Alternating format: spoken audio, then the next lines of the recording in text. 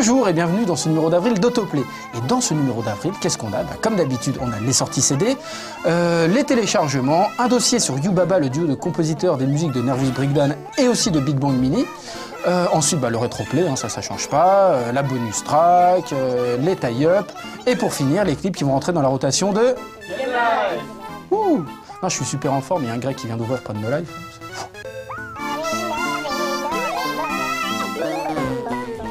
On commence tout de suite avec l'OST de Loco Roco 2, donc qui ne connaît pas ce jeu où on incarne des boules auto-agglomérantes patatoïdes. C'est spécial comme expression, mais c'est comme ça. Oui, donc alors bon je sais pas si vous connaissez un peu, mais en gros, les musiques, c'est des genre It's a Small World After All, mais version puissance hardcore. Donc ça reste beaucoup en tête, mais ça gêne un peu les voisins parce que c'est... Et donc c'est Adachi Kenmei qui a produit ces musiques. Il avait fait aussi les musiques de Patapon et de Devil Dice. Et donc écoutez ça, mais tout seul. Prendre un casque là parce que les gens n'aiment pas... Enfin s'ils aiment, s'ils écoutent tout seul, mais pas plus. Bref.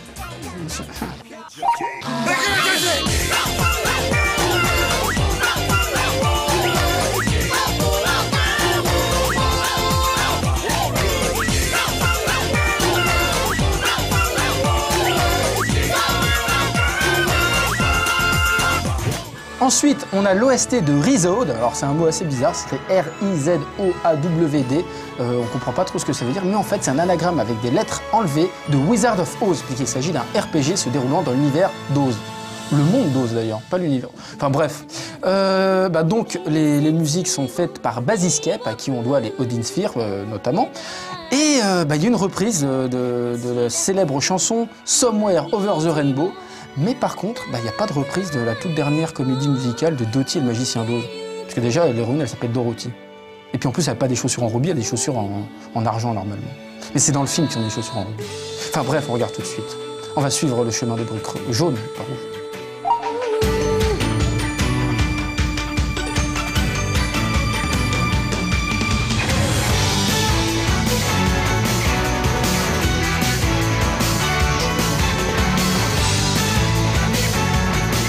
Et on continue avec du moé spécial otaku lolicon, comme les gens, il y a beaucoup de gens de No Life qui aiment ça, arrêtez, genre, non, je sais que vous aimez. Il suffit que tu sois un peu dégarni, un peu enveloppé et tu aimes ça, alors arrête maintenant. Donc c'est le Atelier Vocal Historia, c'est en fait une compilation de toutes les musiques, de toutes les chansons de la série Atelier, parce qu'en fait dans la série d'Atelier, il y a le générique de début et il y a le générique de fin, comme la plupart des animés que tu regardes. Et là, en fait, il y a aussi des versions jazz des trucs. Ça fait plus de 10 ans que ça existe. Et c'est comme ça.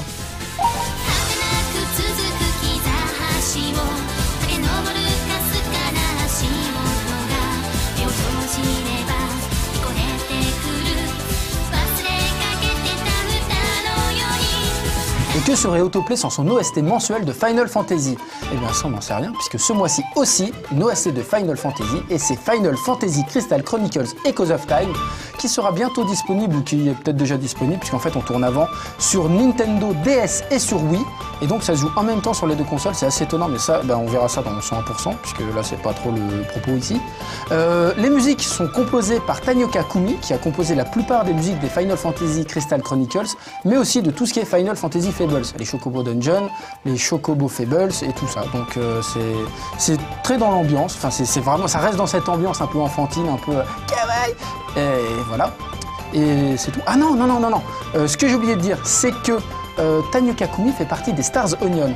Parce qu'en fait, c'est pas que c'est la star des oignons ou un truc comme ça, ou c'est un truc chez le fast-food. C'est que dans Final Fantasy XI, il y a une classe de personnages qui s'appelle les Onions, et dedans, il y a un groupe de musique qui s'appelle Stars Onions.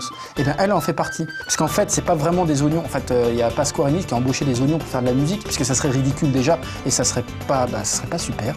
Et en fait, c'est des gens qui jouent derrière, et elle en fait partie.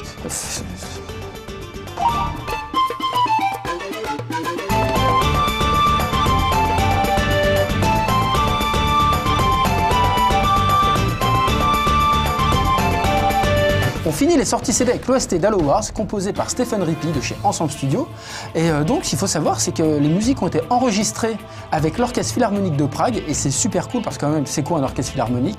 Et ben c'est un peu, il y a tout dedans. Il y a des cordes, des cuivres. C'est un peu comme si c'était le couscous royal de la musique, quoi. C'est tellement bon. Bref, Stephen Rippey, il a composé les musiques de la série des Age of Empires, donc c'est plutôt cool. Et là, dans Halo Wars, on retrouve certains thèmes, donc on peut dire remaniés de la série Halo. Et donc pour les fans, c'est super sympa, et pour les autres, c'est sympa aussi.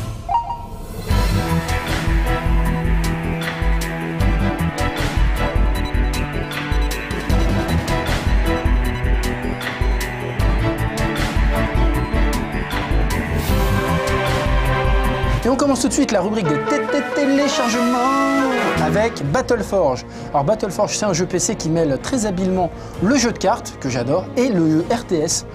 Pas que j'adore, mais j'aime bien quand même. Et donc en fait, musicalement, c'est très intéressant puisque les compositeurs ont fait en sorte que chaque unité qui a un élément, genre le feu, la glace ou quoi, ait une musique qui corresponde à cet élément. Et donc quand on joue du feu, on a la musique du feu, quand on joue de la glace, on a la musique de la glace. Mais ça, en fait, c'est intéressant. Mais le truc qui est encore plus intéressant, c'est qu'il y a 3 morceaux de la bande originale disponibles directement sur leur site. On peut les télécharger comme on veut. Et c'est tout en orchestral, c'est super sympa. Et il y a même une vidéo qu'on peut télécharger qui explique, c'est une sorte de making-of en fait, qui explique comment les développeurs, pas les développeurs, mais les compositeurs ont fait pour faire les musiques de Battleforge.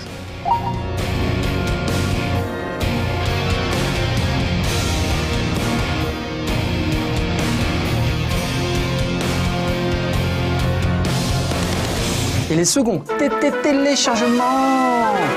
Oui, je sais, ça devient pénible, cette espèce de jingle manuel, mais bon, en attendant, on n'a toujours pas le budget nécessaire pour faire un vrai jingle en 3D et tout. Envoyez vos fonds à l'adresse indiquée en bas de l'écran. Donc, ça concerne Big Bang Mini, donc le dernier jeu d'Arkedo, fait par des Français. Youpi, cocorico, comme on dit quand on est content d'être français. C'est complètement débile. En plus, je suis sûr que c'est les mecs qui aiment bien Astérix aux Jeux Olympiques qui disent ça. Enfin, bref. Les musiques sont disponibles gratuitement sur le site de Big Bang Mini. Et les compositeurs, c'est Yubaba. Donc, c'est 2 compositeurs français. Et ça tombe bien, puisque c'est aussi le sujet du dossier qui arrive tout de suite après.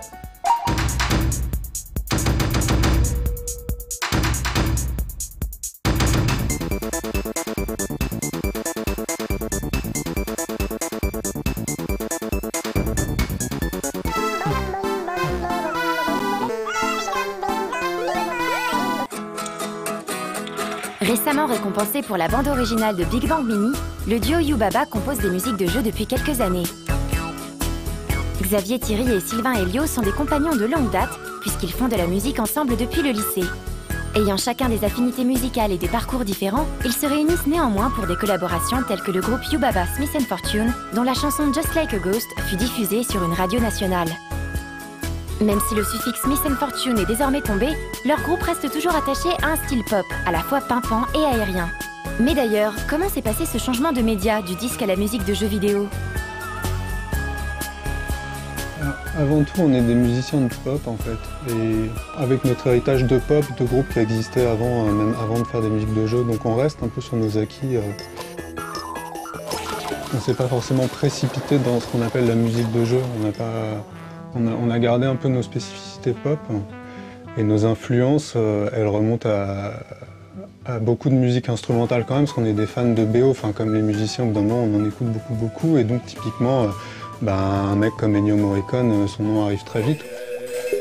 Ouais, parce que Morricone, il fait vraiment la jonction entre la musique orchestrale et la musique pop. Et voilà, les types s'amusaient à faire rentrer des batteries et des instruments inattendus. Ça, c'est un truc qui, je pense, qui nous définit un petit peu, mais c'est l'idée toujours de chercher des orchestrations un peu tordues, quoi, avec un peu un pied dans dans 2 styles différents ou des choses comme ça, avec des instruments qu'on n'aurait pas forcément entendus là. C'est toujours quelque chose qui nous amuse. On est des fans aussi de groupes comme Kraftwerk, ou de groupes plus pop 60s, parce qu'on est pop et on aime les belles mélodies, donc les groupes pop 60s type des Beatles aux Zombies ou les Beach Boys. Oui, effectivement, oui, tu voulais parler un petit peu des musiques de jeux quand même. Je voulais chercher, je pense qu'il y a quand même depuis, on se fait une culture du jeu, notamment sur DS, et il doit y avoir des musiques de jeux qui nous ont plu, comme par exemple la musique d'Animal Crossing. C'est la cohérence du truc qui m'a énormément plu. Et ouais, Nintendo, Mario, tout ça, c'est quand même des thèmes hyper catchy, forts, qui rentrent dans la tête, qui n'en sortent plus. Ils sont très forts pour donner un rythme au jeu et donner une sensation de nervosité. Une des particularités du duo, c'est qu'il est capable de s'occuper à la fois de la composition des musiques d'un jeu, mais aussi de son sound design. C'est un peu ce qu'on faisait aussi dans le groupe, quand on avait un groupe de musique avant, c'était un peu le problème qu'on avait, c'est qu'il n'y avait pas de chanteur, on était tous les deux chanteurs, on était tous les deux guitaristes, on était tous les deux, on mélangeait vraiment tout. Donc là c'est pareil pour le jeu vidéo. Il fait un morceau bien, du coup j'ai un petit peu de compète quoi. Et pareil pour les FX. Quoi. Sur la DS, on travaille avec des banques de sons aussi, donc on peut s'échanger les banques de sons, ça c'est assez intéressant aussi. C'est une contrainte qui est assez amusante en fait. Et qui fait que ça homogénéise un peu notre travail, même si chacun à son tour a bossé différemment. Tu veux, je te montre comment on fait un jingle réussi, tu vois, genre win. On prend le carillon, on fait... Voilà. Les grandes étapes dans un jeu, quand on bosse avec un studio, ça va d'abord être de savoir ce que le studio veut et est-ce qu'ils ont des intentions. Ça c'est valable pour tous les boulots où on fait de la musique à l'image, c'est d'essayer de comprendre où est-ce qu'ils veulent en venir, est-ce qu'ils ont des désirs très précis et ils les ont pas toujours, ils savent pas forcément toujours les exprimer, mais si on leur fait pas exprimer dès le début, au bout de 2 mois ils se rendent compte que ce qu'on leur a fait c'est pas ça qu'ils voulaient et là il y a un gros risque de blocage. Et puis ensuite on découpe tout le projet en morceaux tout bêtement, c'est la plupart on a des séquences de gameplay simples, tel jeu ou mini-jeu, tel autre jeu ou mini-jeu et on les prend à peu près en série dans l'ordre de production, c'est-à-dire quand ils sont à un stade assez avancé du graphisme, on implémente le sound design. Si on l'implémente trop tôt, on risque d'avoir fait des bruits métalliques alors que le graphiste aura fait du carton, donc ça marche pas. Nous on essaie d'être là dès le début, de réagir, surtout on peut donner des idées aussi. Quand même le graphiste et le game design qui fait tout, qui fait beaucoup, mais nous on peut aussi amener des éléments, des choses. Quoi. Le son c'est très bien, je sais pas, par exemple pour manifester des alertes, le son c'est très bien pour tout ce qui est hors champ basiquement, c'est-à-dire une alerte qui arrive depuis l'extérieur de l'écran. C'est des idées que les graphistes, game designers n'ont pas forcément automatiquement. Et des fois c'est des très mauvaises idées, et des fois c'est bien.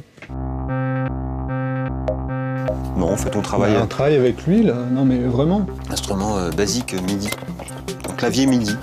Voilà, il va piloter nos sons. La basse. Pas la basse ici. Un petit rythme. Ensuite ici, un petit riff. Tout simple. Tout est très simple. Hein. Avec le thème. Voilà, donc chaque piste séparée, c'est vraiment des pistes MIDI, des canaux MIDI. Là, le petit écho au thème. Là, un bon rythme bien électro. Et puis la basse. Voilà, donc on a ça. Il nous a beaucoup servi pour Big Band Mini, ce petit son, très joli. Au final, on se retrouve donc avec 5 pistes MIDI. Qu'on exporte en MIDI, on fait un petit fichier et on exporte évidemment la banque de sons qui va avec. On est comme tout le monde, on part soit du clavier, soit de la guitare, parce qu'on est tous les deux claviéristes, guitaristes, donc c'est suivant le truc. Donc on a travaillé sur un jeu autour des Dalton l'an dernier, et donc là on partait beaucoup de la guitare. Du coup, après transcrire ça sur le clavier, donc c'est une opération en plus, qui n'est pas évident parfois. Et sinon, ça peut être même parfois enregistrer une petite boucle de guitare. Il ne faut pas que ce soit trop lourd, parce que la DS, quand même, pas beaucoup de place. Il y a une étape un peu inévitable, c'est qu'il faut échantillonner ce synthétiseur. Donc de dire... On va faire des samples. Il faut dire, prendre 10 notes de l'étendue qui nous intéresse. Donc Do 3, Do 4, Do 5, etc. Et après, donner ça à la DS. Donc il y a toujours des étapes techniques qui peuvent être un peu rébarbatives, un peu longues, mais qui font partie du rendu DS.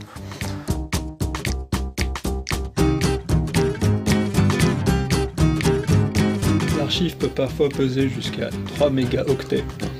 C'est qu'une disquette seule ne suffit pas à la contenir. C'est quand même énorme. On parle vraiment de fichiers très volumineux. On parle d'industriel. Donc la musique qu'on avait, c'était celle-là. Voilà.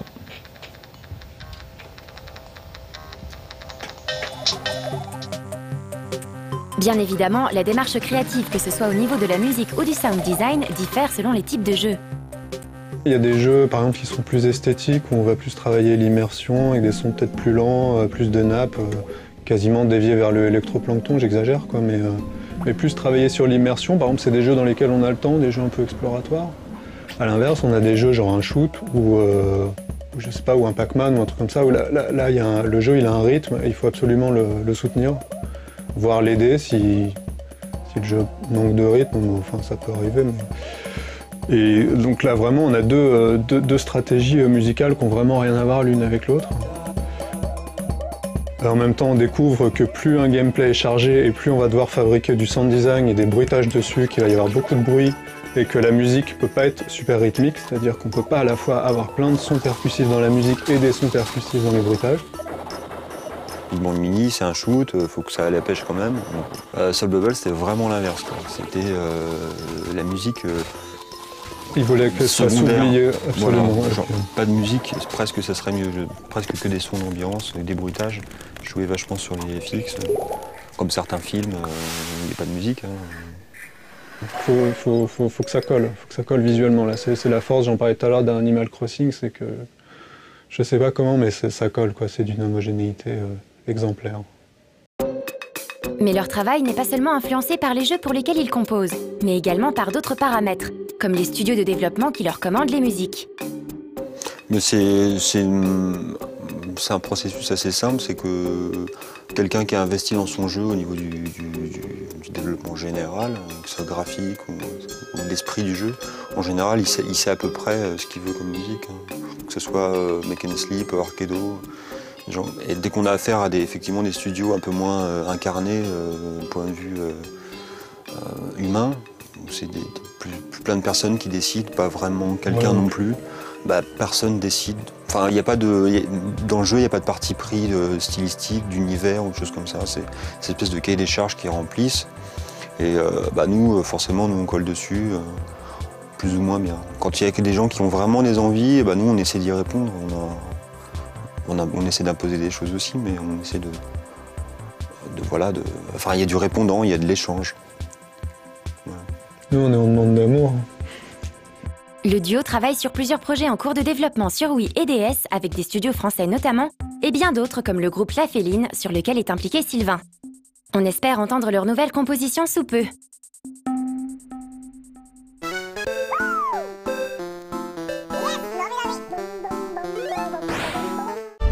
Dans 5 jours, la lune éclipsera le soleil. Mais ça n'a rien à voir avec l'histoire. Tous les espoirs reposent sur un seul garçon. Ah là là, qu'est-ce que j'ai faim. Je mangerais bien du tigre ou du poisson. Quoique j'ai déjà mangé du tigre hier. Je vais plutôt tuner mon super nuage magique, je vais mettre des nuons en dessous. Ça va être la classe. Goku. Hey, tu sais ce que c'est les Dragon Ball? Ouais, enfin, mon grand-père l'a eu à peu près pareil. Ouais. De la technologie stop motion digital. Pareil, quand on a 7, eh ben, tu peux exaucer des vœux. Ça te dirait d'être mon garde du corps et de partir avec moi? Ouais, pourtant j'ai rien à faire. C'est de la magie? C'est pas de la magie, c'est de la science. Bulma. Même les homards sont en danger. Mais c'est Omar génial! Mec! Merci, t'as sauvé mon Omar! Un jour, tu sauveras le monde. Omar génial.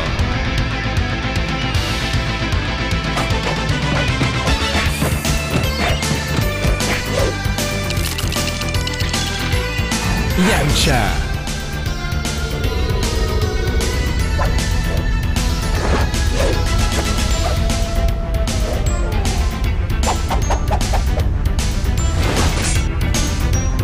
Une menace vient de l'espace. Avec ces Dragon Ball, je prendrai ma revanche sur la Terre. Piccolo. Maintenant. Comme l'a dit Omar génial, je vais sauver le monde! Je vais t'éclater. La légende.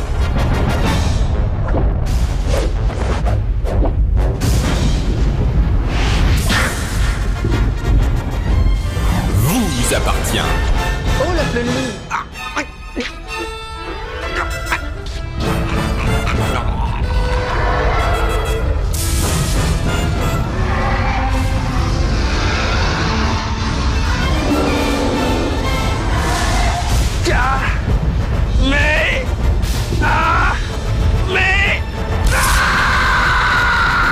Dragon Ball Recession, le 1er avril. Si.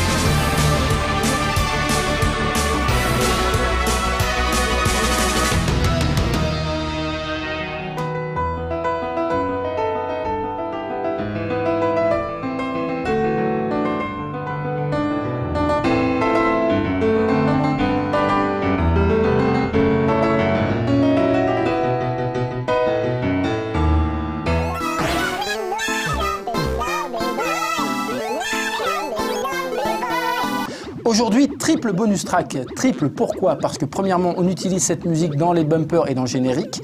Ensuite, elle est cachée dans le jeu. Et la troisième, on va les découvrir tout de suite. Donc pourquoi premièrement? Parce qu'on l'a choisie. Et pourquoi on l'a choisie? Parce qu'elle est trop cool. Ça fait un peu musique de cabaret et tout. Et puis ça commence tout doucement et après ça part et tout, et avec les instruments, les trompettes, on se croirait au Moulin Rouge avec les Nobi qui font du French Cancan et tout. Enfin bon, ça on s'en fiche.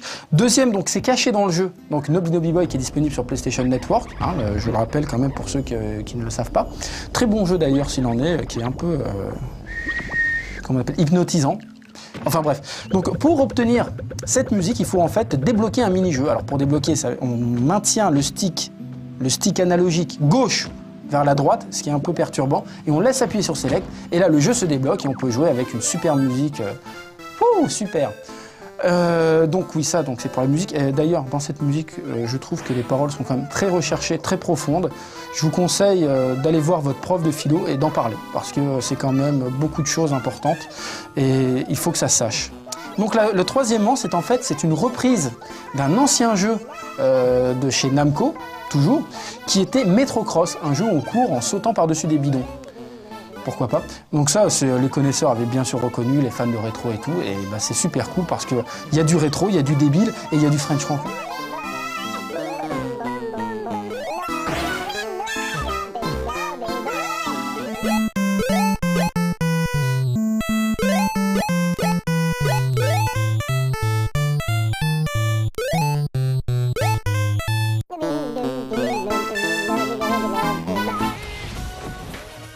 Pour un blockbuster comme Street Fighter 4, il fallait un tie-up digne de ce nom.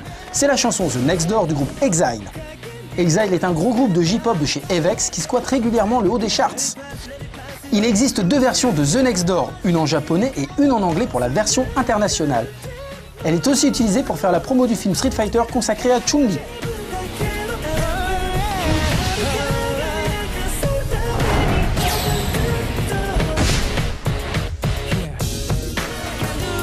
Can I Do It, la chanson que l'on entend sur l'écran titre de Job Island sur Wii, est une chanson du groupe Cubismo Graphico 5.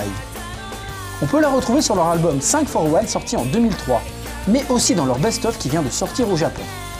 Ce groupe qui navigue entre rock et électro a collaboré avec de nombreux artistes renommés au Japon, comme M-Flow, Doping Panda ou encore Alkali.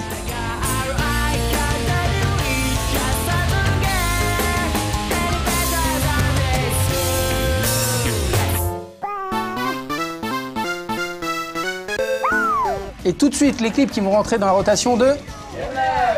Oh, c'est beau de se sentir puissant. Oui, je prends. Alors, on commence par l'intro de Getter Robo Daikesen sur PS1. Alors, pour résumer, c'est des robots et ça va plaire à Sébastien.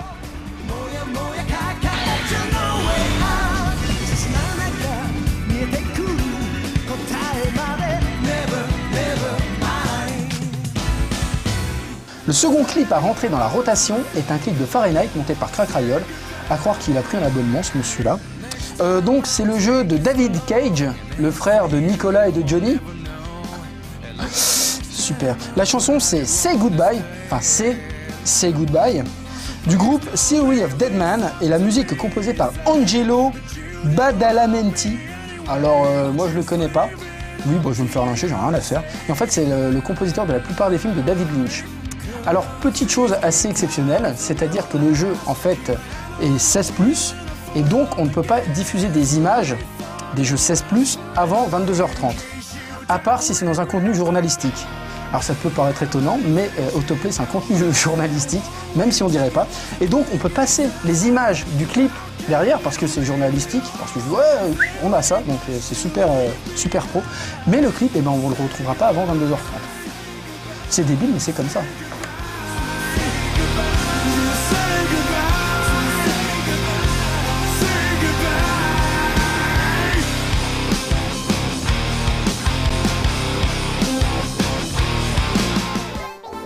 Et voilà, le numéro d'avril d'Autoplay vient de se terminer. Vous pouvez ranger vos affaires dans vos cabouins. Dans les cabouins, vous pouvez ranger les idées. Et les idées sont toujours celles des autres qui sont les meilleures. Et ça, faut le savoir, on le dit jamais assez. Le mouvement de grève commence le 19 mars et finira jusqu'à temps que la fin des reprises des négociations. Et on ne transigera pas là-dessus.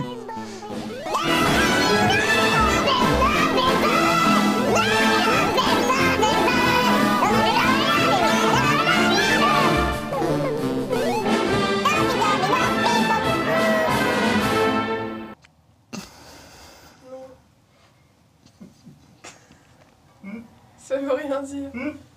C'est sûr, je comprends pas le cheminement de ma pensée là.